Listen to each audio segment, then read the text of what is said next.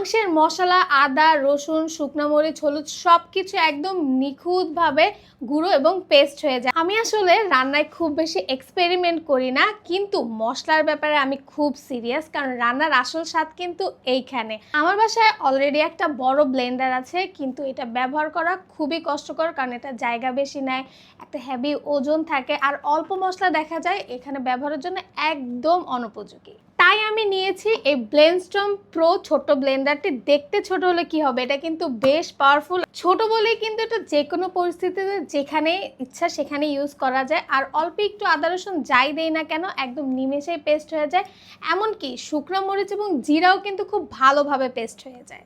এটা ছোট হলে কি হবে, এটার ভিতরে কিন্তু আছে 6টা স্টেইনলেস স্টিলের ব্লেড, এবং এটার ভিতরে কিন্তু 1500 ওয়াটের হেভি পাওয়ারফুল একটা মোটর দেওয়া আছে।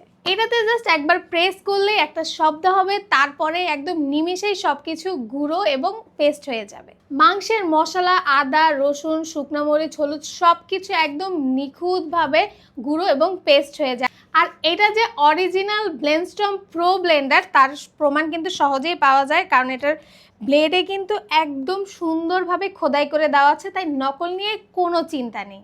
আর এই ছোট ব্লেন্ডারটা ছাড়া কিন্তু আমার রান্নার এখন কোনো কাজই শুরু হতে চায় না। আর এইটা কিন্তু শুধু ছোট ব্লেন্ডার না, এটা কিন্তু আমার রান্নাঘরের সাইলেন্ট হেল্পার। আর এখন আমি এটা নিয়ে একদম নিশ্চিন্ত।